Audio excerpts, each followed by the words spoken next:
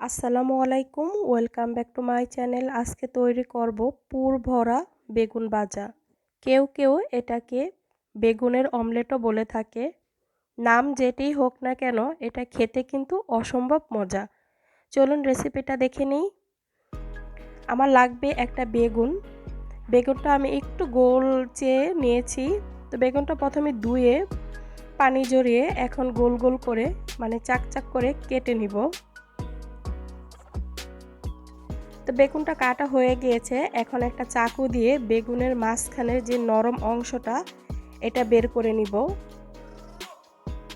তো আমি সেম ভাবে সবগুলো করে নিচ্ছি।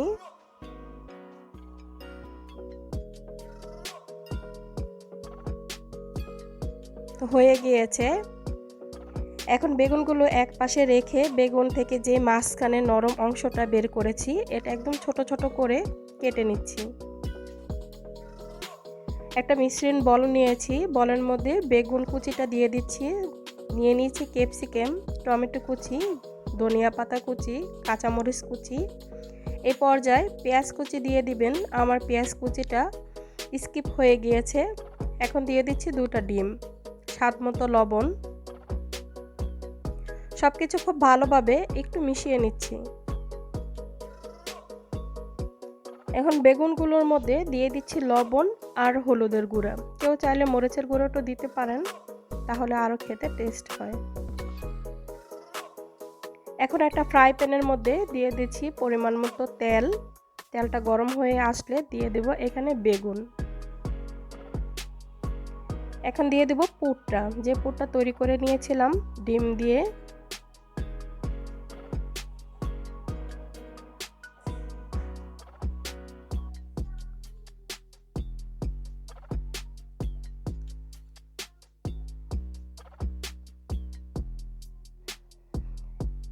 একটা ঢাকনা দিয়ে ঢেকে দিব কয়েক সেকেন্ডের জন্য।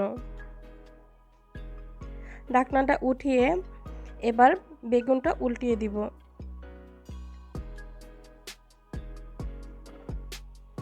আবারও ঢাকনা দিয়ে ঢেকে দিচ্ছি। ঢাকনাটা উঠিয়ে একটু চেপে চেপে, যেভাবে আমরা বেগুন ভাজি সেভাবে একটু চেপে চেপে সবগুলো এভাবে ভেজে নিয়েছি। তো তৈরি হয়ে গিয়েছে ভিন্ন স্বাদের পুর ভরা বেগুন ভাজা বা বেগুনের অমলেট। যেটি হোক না কেন নাম, এটা খেতে কিন্তু অসম্ভব মজা। আপনারা চাইলে এটা ভাতের সাথে খেতে পারেন, বা চাইলে বিরিয়ানি, পোলাও বা বুনা খিচুড়ি বা রুটি, যার যেটা ইচ্ছা সেভাবেই খেতে পারেন। আমি বলবো নর্মাল বেগুন ভাজা তো আমরা সবাই খেয়ে থাকি, এভাবে একবার হলো ট্রাই করবেন বাসায়, আপনাদের কাছে ভালো লাগবে। এটা ভালো লাগলে অবশ্যই লাইক কমেন্টস করতে ভুলবেন না। সবাই অনেক ভালো থাকবেন, সুস্থ থাকবেন। আল্লাহ হাফেজ।